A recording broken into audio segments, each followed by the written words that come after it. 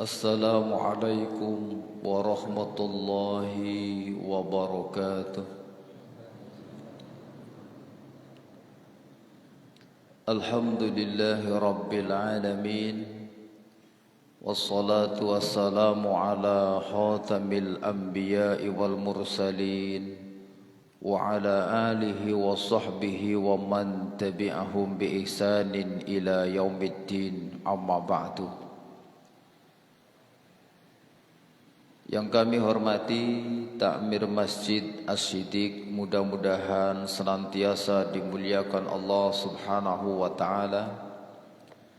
Yang kami hormati tokoh agama, tokoh masyarakat, ustadz dan ustadzah yang mudah-mudahan senantiasa dimuliakan Allah Subhanahu wa taala. Yang kami hormati Bapak Ibu jamaah salat subuh dan jamaah pengajian rutin Sabtu pagi dalam pembahasan kitab Matan Abu Suja atau kitab Al-Ghayah wat Takrib, yang mudah-mudahan senantiasa dimuliakan Allah Subhanahu wa taala. Pertama, marilah kita panjatkan puji syukur kehadirat Allah Subhanahu wa taala. Alhamdulillah, pada kesempatan pagi hari ini kita bisa berkumpul di masjid ini tanpa ada satu halangan apapun. Tak lupa salawat beriring salam senantiasa kita kirimkan kepada junjungan kita Nabi mulia Muhammad sallallahu alaihi wasallam. Mudah-mudahan kita termasuk umatnya yang akan mendapatkan syafaat di yaumul qiyamah nanti. Bapak Ibu yang kami hormati, melanjutkan pembahasan Kitabul Hajj wal Umrah, di mana pada pagi hari ini kita masuk syarah daripada pembahasan wajibatul haji atau wajib-wajibnya haji, di mana kita sampai syurutu ramyal jamaru salas, syarat-syarat melempar 3 jamarah.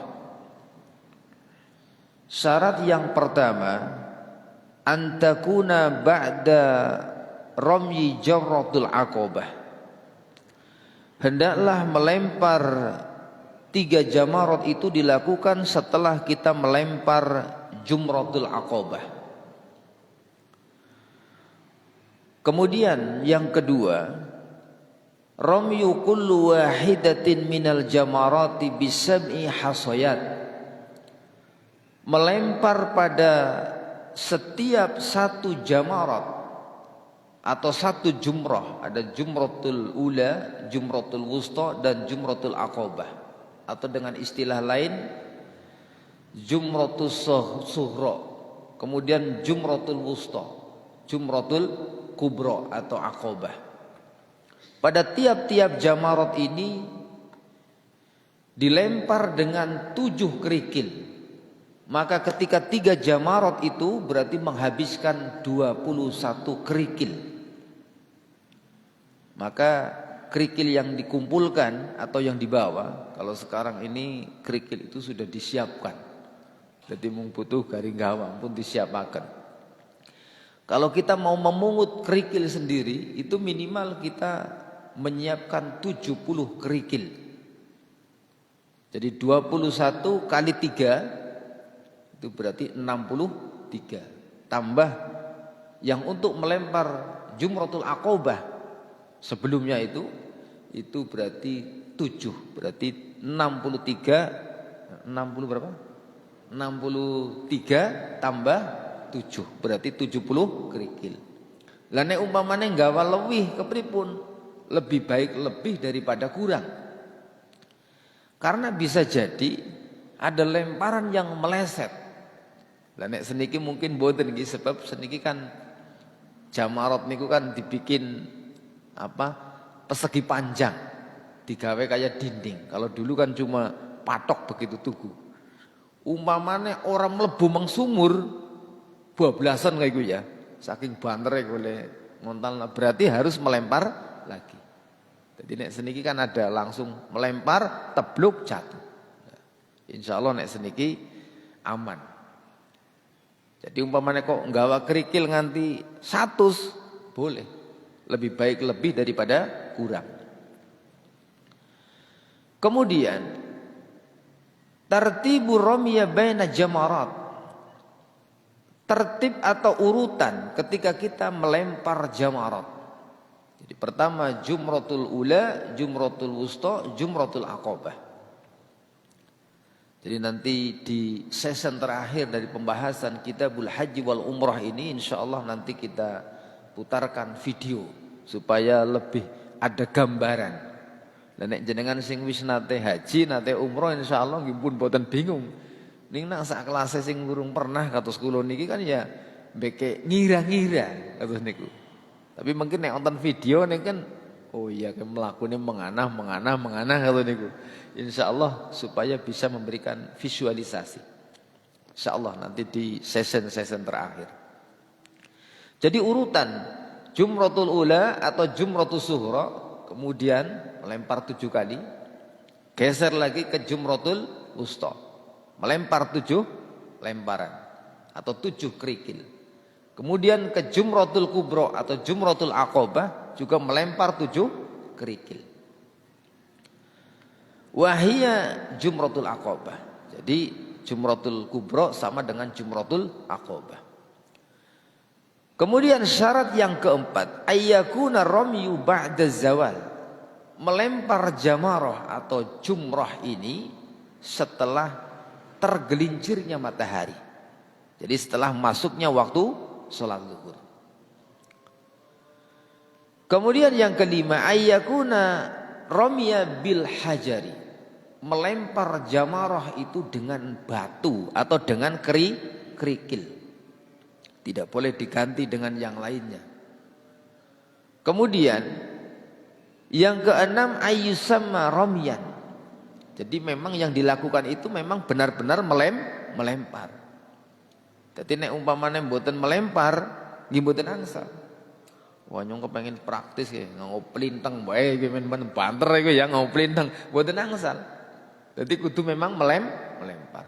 Mulane wong-wong sepuh, wong sing mboten kuat, keleres mau melempar jamrah enggak mampu. Sloyo, boleh mewakilkan kepada orang lain, menyuruh orang lain. Dan kalau ternyata meminta bayaran yang melemparkan itu, ini diperbolehkan. Jadi mungkin anak calon-calon tukang balang jamrah. Atau mungkin yang paling enak itu teman satu rombongan.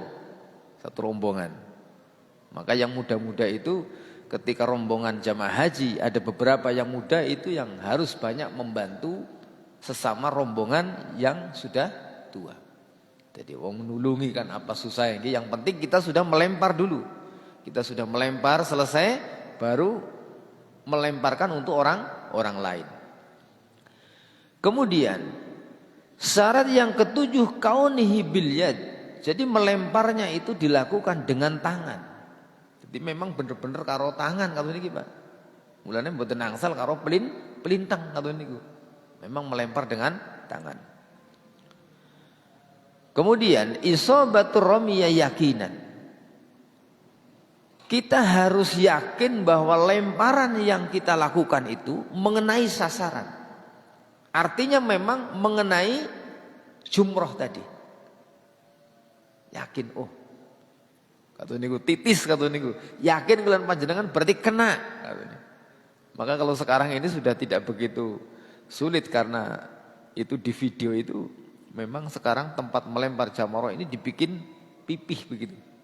Pipih panjang. Kemudian ada musarif au qasdur ramya lin nusuk.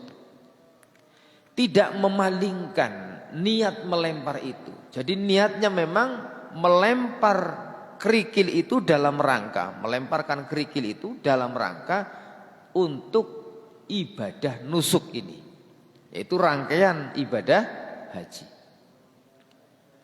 Jadi bukan kita lantas niat mbalang cecek, niat mbalang tikus, niat mbalang manuk niku mboten. Memang niat melemparnya ini dalam rangka rangkaian ibadah nusuk. Syarat yang ke-9, qasada ramiyah. Kita mengincar, dalam melempar ini kita mengincar sasaran, yaitu apa? Jumratul ula, jumratul wusta, jumratul aqabah. Jadi memang niat dititisakan, tas kata niku. Kemudian sunani ramyal jamarati salas. Sunnah melempar 3 jamarat. Sunnah yang pertama al-ghuslu, yaitu kita disunnahkan untuk mandi terlebih dahulu. Wa yadkhulu waqtuhu minal fajri wal afdalu ba'da zawal. Kapan waktu mandinya? Boleh mandinya itu setelah waktu subuh. Taruhlah kita menjelang sholat subuh mandi. Jadi masuk waktunya itu dari mulai fajar. Nek mboten umpamane gugup bar sholat subuh terus mbeke siram. Mandi niat untuk mau melempar jumroh. Dan ini hukumnya sunnah, tidak wajib. Dan yang lebih utama mandinya itu setelah matahari tergelincir. Jadi begitu matahari lingsir, adus, terus melempar jumrah atau melempar jamarot. Kemudian ayyakunal hasa biqadri habbatil ful. Hendaklah kerikil yang dipakai untuk melempar ini seukuran dengan biji kacang. Jadi tidak terlalu besar. Tidak terlalu besar, juga tidak terlalu kecil. Ya kira-kira 1 ujung jari begitu. Nah, jadi seukuran dengan biji kacang. Kemudian disunnahkan at-takbiru 'inda ramiyah, membaca takbir ketika melempar jamarah ini. Allahu Akbar. Nah, sambil bertakbir. Tapi ini hukumnya sunnah. Tapi nek umpamane mboten maos napa-napa nggih kan eman-eman nggih, disunnahkan untuk membaca takbir. Kemudian yang keempat istiqbalul kiblah, menghadap kiblat. Jadi melemparnya itu sambil kita menghadap kiblat. Kemudian selanjutnya ad-du'a ba'da ramyal jamaratul ula wasaniyah faqat. Kemudian setelah melempar jumratul ula dan melempar jumratul wusta, 2 jamarat. Setelah itu kita berdoa. Lendongane napa-apa, kendongan napa mawon sing kula panjenengan mungkin agi duwe kepenginan, duwe hajat. Berdoa sebanyak mungkin. Di bulan panjenengan donga mungkin sing nang kampung halaman mungkin sedulure pada urung mangkat kaji dongakna men pada bisa mangkat kaji, teman-temannya didoakan. Sing mungkin utangnya pirang-pirang donga men utangnya cepet lunas. Pokoknya doa apapun dipanjatkan. Kemudian ada faidah di dalam kitab ini dijelaskan. Ibnul Imad menjelaskan al-hikmatu fi ramyal jamar anna sayyidina Ibrahim alaihissalam lamma qasada dzabha Ismail alaihi salam ta'arrada lahu syaitan bi'adami dzabhi.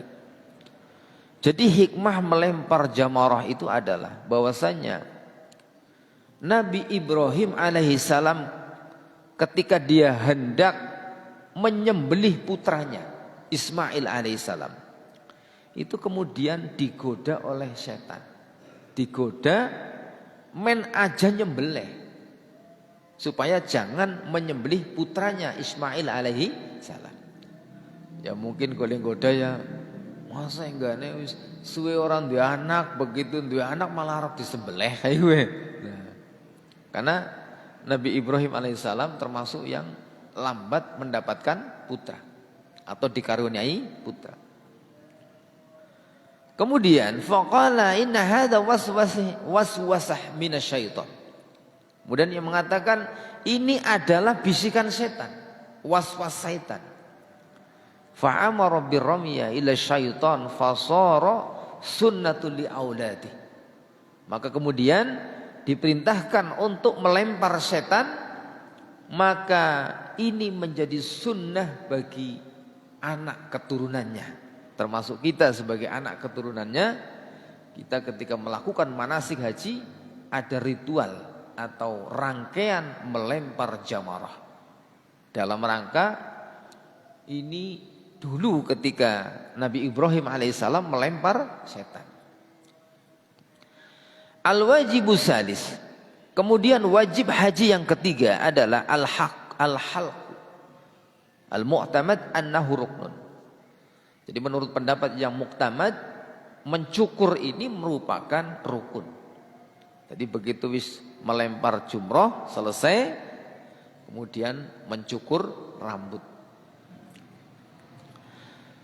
Jadi bagi wanita minimal 3 helai rambut. Tapi bagi laki-laki, nah itu boleh dicukur semuanya. Al-wajibu rabi. Kemudian kewajiban yang keempat, al-mabitu bimina layali ayyami tasyrik mu'dhamul lail. Yaitu mabit atau bermalam di Mina. Yaitu di malam hari tasyrik mu'dhamul lail, di sebagian besar malam. Jadi umpamanya satu malam itu kan kalau umpamanya mulai maghrib nih, taruhlah jam 6, 7, 8, 9, 10, 11, 12, 1, 2, 3, 4, 5, 6. Nah, 12 jam. Paling tidak kita bermalam ini di sebagian besar, taruhlah 6 jam lebih. Lah nek umpamane nginep sewengi sekaligus di situ boleh. Minimal di sebagian besar dari malam tersebut. Kemudian selanjutnya, yajibu 'alal haji ayyabita bimina lailatil yaumil awal wal yaumis tsani min ayyamit tasyrik bihaitsu yamdhu mu'dhamul laili fiha. Wajib bagi orang yang sedang melaksanakan haji untuk bermalam di Mina, yaitu pada malam pertama dan malam kedua dari hari tasyrik. Berarti malam 11, malam 12. Yaitu setiap bermalam itu di sebagian besar waktu malam. Wa yurakhasu 'adamul mabit fil yaumi salis. Dan diberikan rukhsah untuk tidak bermalam pada malam hari yang ke-13. Jadi malam 11 nginep, malam 12 nginep, tapi malam ke-13 boleh nginep, boleh tidak. Tapi ketika tidak menginap atau tidak mabit di Mina, dengan catatan bisyarti alla taghruba alaihi syamsu wa huwa la yazalu fi Mina. Dengan catatan dia belum mendapati terbenamnya matahari. Berarti nek kira-kira ora arep nginep maning di malam ke-13, dengan catatan sebelum maghrib dia harus sudah pergi dari Mina. Itu yang disebut dengan nafar awal. Jadi pokoknya sedurunge maghrib wis kukud, kudu wis pindah. Tapi nek wis kadung tekan maghrib, berarti dia harus menginap 1 malam lagi. Harus menginap 1 malam lagi. Nanti pada malam yang ke-13, pada hari ke-13-nya melempar jamarah lagi. Jumratul ula, jumratul wusta, jumratul aqobah. Kemudian baru meninggalkan Mina. Ini yang disebut dengan nafar sani. Kemudian selanjutnya dijelaskan di dalam kitab ini, fa in gharabatis syamsu qabla ayyan fira minha wajib 'alaihi al-mabit wa ramiya jamarul yaumus salis. Jadi ketika sampai maghrib dia belum beranjak pergi dari Mina, maka dia wajib untuk bermalam pada malam yang ke-13. Nanti hari ke-13-nya berarti tanggal 13 Zulhijjah. Itu nanti melempar 3 jamarot lagi. Jadi rangkaian ibadah haji itu sebenarnya 6 hari. Cuma jamaah haji Indonesia kenapa lama? Karena memang antrian, nunggu antrian. Sampai kadang 40 hari atau kadang 42 hari. Rangkaiannya tanggal 8, 9, 10, 11, 12, 13. Berarti pinten dinten, Pak? 6 dinten, Pak.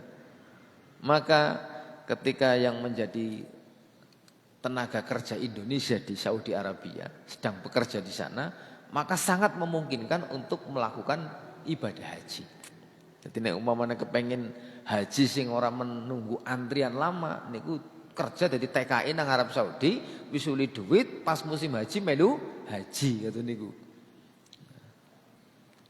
Jadi sekaligus ya cuti 6 hari lah, cuti satu minggu kurang lebih, cuti 1 minggu untuk melaksanakan ibadah haji.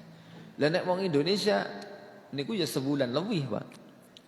Berangkat di sana nanti belum sampai pelaksanaan ibadah haji. Maka umpamanya hajinya haji tamattu, berarti di sana timbang nang kantong berarti umroh dulu. Umroh, setelah umroh selesai nanti menunggu tanggal 8. Tanggal 8 baru proses pelaksanaan ibadah haji. Jadi haji tamattu itu umroh dulu baru haji.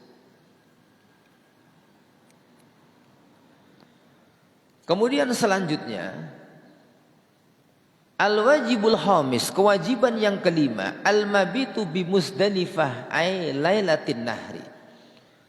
Bermalam di Musdalifah, yaitu pada malam nahar, yaitu malam hari raya. Wal muradu minal mabitu biha wujudihi fiha lahdah minan nisfis sani min lailatil id. Jadi yang dimaksud dengan mabit di Musdalifah itu kita harus berada di Musdalifah. Lahdhah minan nisfis sani. Jadi minimal itu walaupun hanya sebentar kita sudah berada di sana. Jadi setengah yang kedua dari malam hari raya. Jadi berarti pengibatan itu mabit di Musdalifah. Menginap di Musdalifah.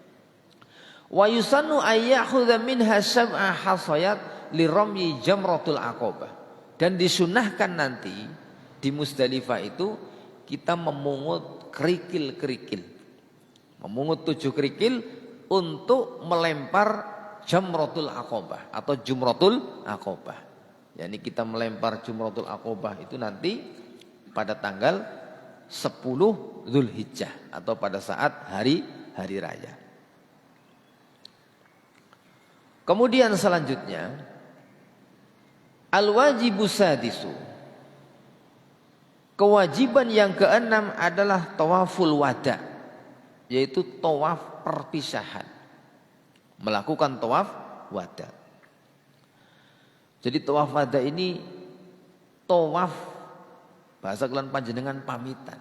Ini dilakukan wa yakunu ba'da tamamin nusuk wa iradatil khuruj min Makkah. Setelah seluruh rangkaian ibadah haji selesai, sempurna. Kita melakukan tawaf wada ketika memang kita sudah ingin keluar dari Mekah. Ketika kita sudah ingin keluar dari Mekah. Lah nek umpamane kepengin langsung kuliah bae lah nang arep bae langsung lah. Ya ora usah tawaf wada wong arep balik bae ora. Langsung mukim di sana. Jadi seperti umumnya para ulama-ulama Nusantara zaman dahulu itu pergi ke Arab Saudi itu pergi haji, ning ora balik, Pak. Gak pulang. Jadi langsung di sana langsung mengurus macam-macam, langsung tinggal di sana. Ya mungkin ya karo ngode kayak gitu kan. Nah, nek sing mboten nggih wong tuane berarti kon ngirimi. Jadi rata-rata demikian, pergi haji kemudian sekaligus belajar di sana. Belajar orang mung sedina rong dina, tahunan. Seperti pendiri Pondok Pesantren Madrasah Watoniyah Islamiyah Kebarongan. itu dulu itu belajar di Saudi Arabia itu 20 tahun. 20 tahun. Jadi orang 20 dina tapi 20 tahun. Jadi belajar di sana 20 tahun, setelah itu pulang ke Indonesia, kemudian berdakwah dan akhirnya beliau berdakwah sampai di Dusun Teleng namanya. Dusun Teleng di Kebarongan itu ada Dusun Teleng, kemudian dia tinggal di situ. Dan sampai sekarang menjadi pondok pesantren. Kemudian selanjutnya dijelaskan di dalam kitab ini ada satu faedah, ahlu Makkah laisa alaihim tawaful wada. Jadi untuk penduduk Mekah juga ketika melaksanakan ibadah haji, tapi dia tidak perlu tawaf wada. Lalu umumnya benang Mekah, ya. Jadi penduduk Mekah itu tidak perlu tawaf wada. Sing tawaf wada niku kelas kula lan panjenengan sing sebab arep bali meng tanah air, akan meninggalkan Mekah. Kemudian selanjutnya sunanil haji, sunnahnya haji. Qala al-musannifu, penulis kitab ini menjelaskan, wa sunanul haji sab'un, dan sunnahnya haji itu ada 7 macam. Al-ifrad wa huwa taqdimul haji 'alal umrah. Yang pertama haji ifrad. Apa itu haji ifrad? Mendahulukan haji daripada umrah. Jadi niki haji ifrad niki biasanya niki sing haji sing larang, Pak. Haji sing larang. Atau kloter yang berangkatnya agak sedikit lambat. Jadi setelah haji, rangkaian haji selesai baru umrah. Wat talbiyah, kemudian mengucapkan kalimat labbaik. Melakukan talbiyah, labbaik kala syarika labbaik, labbaik labbaik Allahumma labbaik, labbaik la syarika laka labbaik, innal hamda wan ni'mata laka wal mulk la syarika laka labbaik. Nah, niku sunnah, Pak, sunnah. Umpamane kok mboten apal niku mboten diwaos nggih mboten napa-napa, niku sunnah. Wa tawaful kudum, kemudian melakukan tawaf kudum. Begitu sampai di tanah Mekah dalam keadaan memakai pakaian ihram, melakukan tawaf kudum, yaitu tawaf ketika baru sampai di Mekah. Wal mabitu bi Musdalifah, kemudian bermalam di Musdalifah. Wa raq'at tawaf, kemudian melakukan sholat 2 rakaat setelah tawaf. Tawaf 7 putaran, begitu selesai kemudian sholat 2 rakaat. Namanya sholat sunnah setelah tawaf. Jadi sholat sunnah tawaf ini dilakukan di belakang makom Ibrahim. Jadi melakukan sholat sunnah 2 rakaat.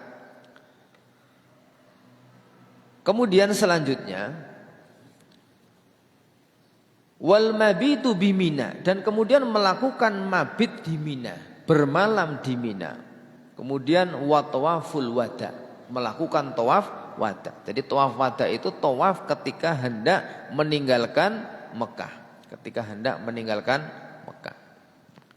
Lah nek umpamane kok ora salat 2 rakaat setelah tawaf, angsal napa mboten? Nggih angsal. Niku hukumnya sunnah tapi eman-eman. Mengapa?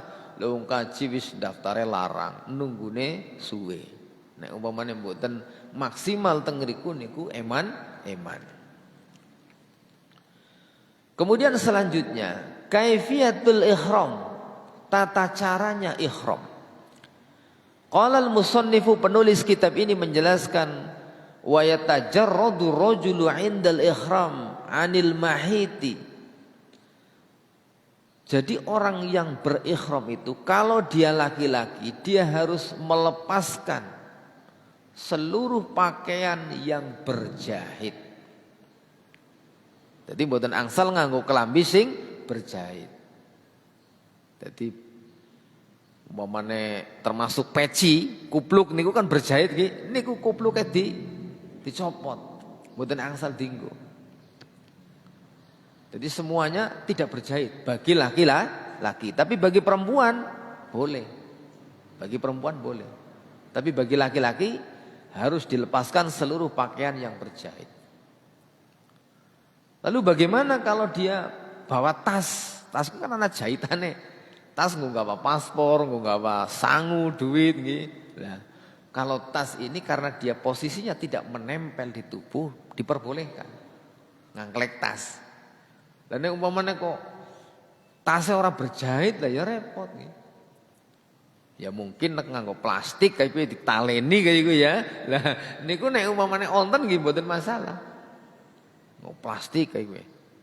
Ya malah kecempet-cempet dia sesuai. Jadi pakaian yang menempel di tubuh yang berjahit semuanya dilepaskan. Wa yalbazu izaran waridaan abyadoini. Kemudian memakai izar. Izar itu bawahan. Jadi ada dua kain, satu kain izar itu dipakai di bawah, cara kulan panjenengan nggo sarungan. Terus sing sijine niku rida. Rida itu yang ditaruh di atas. Jadi dua kain. Kemudian ada masalah dalam kitab ini, la yajuzu satru ra'si lirrijali walau bi ghata'i kalbitoniyah. Tidak boleh menutup kepala bagi laki-laki walaupun menutupnya itu dengan selimut. Makanya tidak boleh pakai topi. Walaupun panas nggak boleh pakai topi. Walaupun pakai selimut kerubung namung dhuwur, mboten angsal. Maka semua orang haji itu ya kepalanya lepas. Artosipun kepalanya itu tidak pakai topi. Mbok arep presiden, mbok arep menteri, mbok arep rakyat jelata biasa semuanya sama. Menggunakan pakaian ihram. Hanya dua helai kain. Itu sebenarnya dalam ilmu akhlaknya itu supaya kita manusia ini menanggalkan seluruh kesombongan dan atribut kita. Jadi mbok arep pejabat wong sugih kaya ngapa kelambine pada. Semuanya sama. Kenapa harus putih? Ya, sunnahnya memang harus putih. Putih itu karena lambang kesucian. Lambang kesucian. Dan semuanya tidak berjahit. Bagi laki-laki. Kemudian selanjutnya. Amma syamsiyatul lati la taltafu birasi famubahah. Adapun kalau menggunakan payungan niku Pak, nganggo payung. Sebab payung niku kan mboten nempel nang awak niku. Tidak membungkus badan, tidak membungkus kepala, maka diperbolehkan. Nek nganggo topi, nganggo kupluk ora oleh, tapi nganggo payung angsal. Mungkin lagi panas terik matahari. Biasa nang kene uripe adem 27 derajat Celcius, begitu nang kana umpamane 40 derajat lah. Niku kan mboten kiat umpamane iki nganggo payung diperbolehkan. Tapi ketone malah ribet niku, ribet. Tapi diperbolehkan. Kemudian selanjutnya, faslun muharramatil ihram. Fasal yang menjelaskan tentang perkara yang diharamkan ketika kita melakukan ihram. Wa yahrumu 'alal muhrimi. Dan diharamkan bagi orang yang sedang ihram. Jadi muhrim niku artinya wong sing agi ihram. Nek wong Jawa muhrim gue biasanya bukan muhrim, wong sing haram dinikahi. Nek sing haram dinikahi mahram. Nah, dadi nang Indonesia ana bahasa sing wis kadung salahkan penjuron. Nah, udu muhrime, niku salah Pak. Sing bener udu mahrome.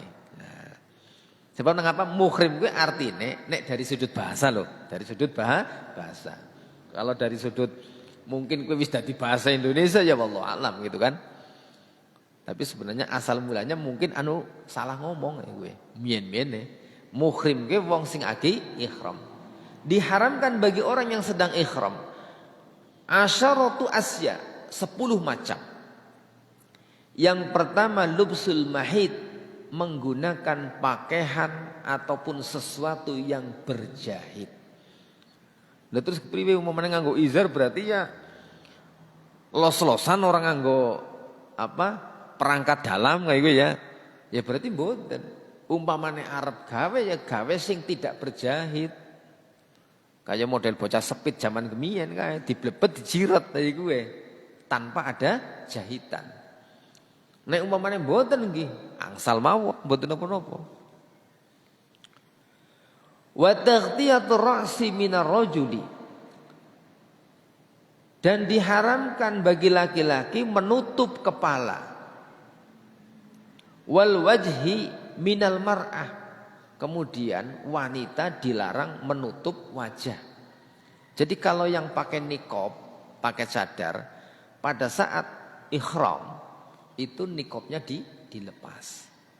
Jadi ininya dilepaskan. Jadi bagi laki-laki tidak boleh menutup kepala, dengan kemudian bagi wanita wajahnya dibuka. Artinya tidak boleh ditutup. Wa tarjilu sya'ri wa halquhu, kemudian tidak boleh menyisir rambut dan tidak boleh mencukur rambut. Bulu-bulu rambut apapun tidak boleh dicukur. Nah, masalah menyisir ada sebagian yang membolehkan. Tapi dalam kitab Matan Abu Suja ini dijelaskan tidak boleh juga menyisir rambut. Wa taklimul azfar, dan tidak boleh memotong kuku. Berarti kukunya senajan rangga-rangganya mendisit. Makanya sebelum memakai pakaian ihram, kuku yang panjang-panjang dipotong dulu. Rambut-rambut sudah dirapihkan dulu sebelum memakai pakaian ihram. Termasuk juga memakai minyak wangi. Sebelum memakai pakaian ihram, pakai minyak wangi badannya, bukan kainnya. Sebab nanti pada saat memakai pakaian ihram tidak boleh menggunakan minyak wangi. Watib, diharamkan menggunakan minyak wangi. Wa qatlus saydi, tidak boleh membunuh binatang buruan. Wa aqdun nikah, tidak boleh melakukan akad nikah. Wal wad'i, tidak boleh melakukan jima ketika haji bersama istrinya. Wal mubasyarah bisyahwatin, dan tidak boleh bercumbu. Wa fi jami'i dzalikal fidyah, jadi dalam kesemuanya itu ketika ternyata dilakukan maka harus membayar fidyah atau denda. Illa aqdun nikah, kecuali akad nikah, fa innahu la yanaqid. Akad nikah yang dilakukan ketika berihram maka tidak sah. Pernikahannya tidak sah. Wala yufsiduhu illal wad'u fil farji, dan tidak ada yang merusaknya, artinya merusak ibadah haji kecuali jima yang dilakukan pada farjinya. Wala yahruju minhu bil fasadi, dan tidak boleh keluar dari rangkaian ibadah haji dengan rusaknya itu. Walaupun taruhlah umpamanya kok melakukan satu kesalahan dari perkara yang dilarang, tetap dia tidak boleh keluar dari rangkaian ibadah haji. Selesaikan sampai benar-benar selesai.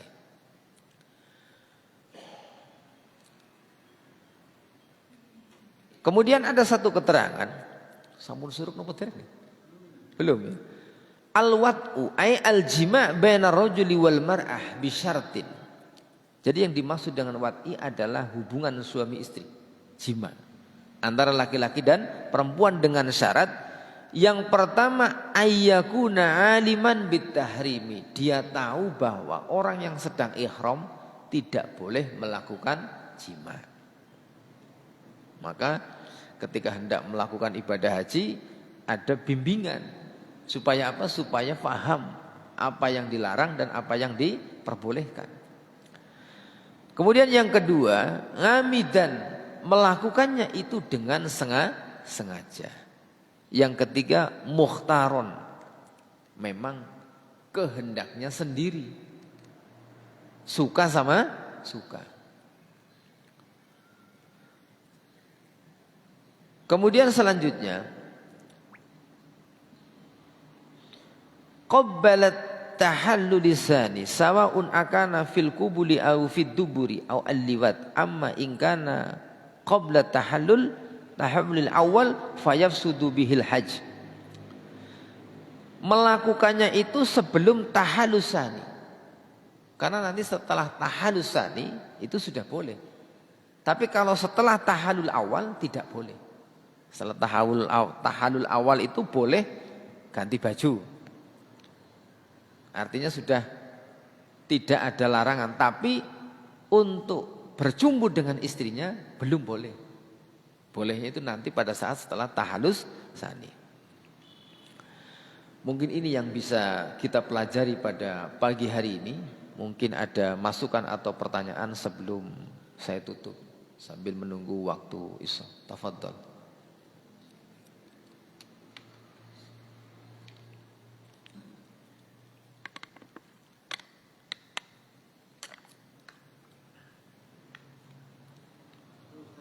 Nggih, monggo, nggih.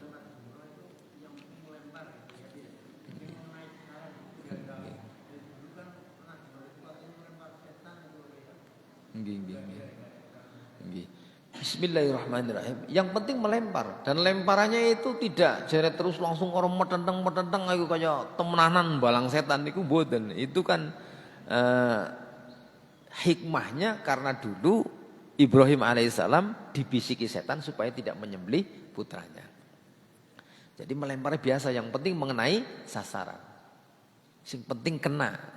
Insya Allah nek seniki asal golem balang seru, insya Allah kena. Karena posisinya kan. Nah. Jadi rangkaian ibadah haji ini begini dalam skemanya. Kalau kita haji tamattu, karena dari Indonesia ini rata-rata haji tamattu. Umroh dulu baru haji. Jadi pertama memakai pakaian ihram. Jadi haji tamattu itu biasanya nanti kita dari Madinah. Dari Madinah, mikotnya di mana? Mikotnya di Bir Ali. Karena mengikuti mikotnya penduduk Madinah. Memakai pakaian ihram. Ketika sudah memakai pakaian ihram berlaku hukum larangan orang yang sedang memakai pakaian ihram. Kemudian langsung menuju ke Mekah dari Madinah. Ya berarti nunggang bis, Pak. Nunggang bis. Mau melaku ya suwe naik bis. Nanti setelah sampai di Mekah masuk ke Mekah atau masuk Masjidil Haram. Membaca doa. Doa sebagaimana mau masuk masjid. Allahumma ftahli abwaba rahmatik. Terus nanti tawaf. Tawaf 7 putaran. Tawafnya dimulai dari Hajar Aswad. Kalau bisa memegang Hajar Aswad, memegang atau mencium. Kalau tidak bisa cukup dengan isyarat sambil mengucapkan Allahu Akbar. Mutar sampai Hajar Aswad 1 putaran, sampai Hajar Aswad 2 putaran, terus sampai 7 kali. Setelah itu melakukan sa'i. Ini masih rangkaian umroh, belum rangkaian haji. Sa'i. Sa'i lari-lari kecil, Sofa, Marwah sampai 7 kali. Sofa nanti berakhir di Marwah. Nanti di Bukit Sofa berdoa, di Sofa berdoa, di Marwah juga berdoa. Kemudian setelah itu, setelah sa'i selesai, baru memotong rambut tapi tidak habis. Cukup dipendekkan atau sebagian. Sebab nek umpamanya langsung diplontos ngopas manasik haji, iki sing dicukupi soranana. Sebab rambutnya wis telas. Jadi dipotong sebagian. Nanti tahallul. Berarti tahallul itu sudah seluruh rangkaian umroh selesai. Artinya sudah halal yang diharamkan kecuali tidak boleh berjumpa dengan istrinya. Berarti wis uli ganti kelambi. Kemudian masuk ke hotel. Kemudian nanti menunggu tanggal 8. Tanggal 8 Dzulhijjah. Jadi nek sing tekane gasik wis rampung umroh, ini banyak waktu macam-macam. Sing mungkin nggo ibadah umroh berkali-kali ya kena kan, atau mungkin taruhlah nggo ibadah yang lainnya. Atau mungkin kadang-kadang jamaah haji Indonesia kadang-kadang ngeleti jajan, Pak. Jadi sing dipikirna kowe nggo nyong tuku apa ya, tuku apa kowe ngelet jajan kok digawa balik. Bahkan sing pada nukoni emas barang, emas Arab bae kowe. Nah, nanti tanggal 8 Dzulhijjah baru di hari tarwiyah itu kita memakai pakaian ihram lagi. Dari mana? Memakai pakaian ihram dari penginapan. Dari hotel, dari tempat tinggal kita, karena kita sudah berada di Mekah. Jadi tidak kembali ke mikot lagi, tapi sudah memakai pakaian ihram dari tempat tinggal atau dari penginapan. Kemudian ini ihramnya sudah ihram untuk haji. Labbaik Allahumma hajjan. Niat ihramnya untuk haji. Yang pertama tadi memakai pakaian ihram untuk umroh. Nanti ke Mina, mabit di Mina. Setelah mabit di Mina menuju Arafah. Untuk apa? Untuk wukuf. Kan mabit nih, menginapnya di Mina. Nanti tanggal 9 wukuf di Arafah. Tanggal 9 Dzulhijjah. Ini sudah masuk rangkaian ibadah haji hari yang kedua. Kemudian menginap lagi di Musdalifah. Jadi setelah wukuf di Arafah, nanti menginap di Musdalifah malamnya. Terus melempar Jumratul Aqobah tanggal 10. Tanggal 10 berarti nek nang Indonesia Badan, Pak. Di sana kita melempar Jamratul Aqobah. Hanya Jumratul Aqobah. Jadi Jumratul Ula, Wusta tidak. Hanya Jumratul Aqobah dengan 7 kerikil. Kemudian setelah itu menyembelih kurban. Kita tidak menyembelih sendiri, cukup nanti bayar, nanti sudah ada yang mengurus. Atau bayar lewat di bank. Nanti setelah itu digundul rambutnya. Cukur gundul bagi laki-laki. Kalau perempuan sebagian. Menurut mazhab Syafi'i minimal 3 helai rambut. Jadi tahallul awal. Baru tahallul awal. Setelah itu kemudian tawaf ifadah di Masjidil Haram. Tawaf ifadah ini termasuk rukun. Wong haji kudu tawaf ifadah. Kapan ora tawaf ifadah berarti hajine mboten sah. Jadi makanya harus dilakukan ini. Kemudian setelah tawaf 7 putaran sa'i antara Safa dan Marwah. Sebagaimana cara yang sudah dijelaskan. Kemudian mabit lagi di Mina. Berarti mabit di Mina malam 11, malam 12. Kalau umpamanya sudah terlanjur sampai terbenamnya matahari malam ke-13 harus bermalam lagi 1 malam lagi sampai malam ke-13. Nanti tanggal 13 melempar jamroh lagi. Setelah itu terakhir tawaf wada. Yaitu tawaf ketika mau meninggalkan Mekah. Mungkin ini yang bisa kita pelajari pagi hari ini. Banyak kesalahan kami mohon maaf yang sebesar-besarnya. Ilahuna wa ilal liqa fil awqatil akhir insyaallah. Subhanakallah wa bihamdika asyhadu an la ilaha illa anta astaghfiruka wa atubu ilaik. Assalamualaikum warahmatullahi wabarakatuh.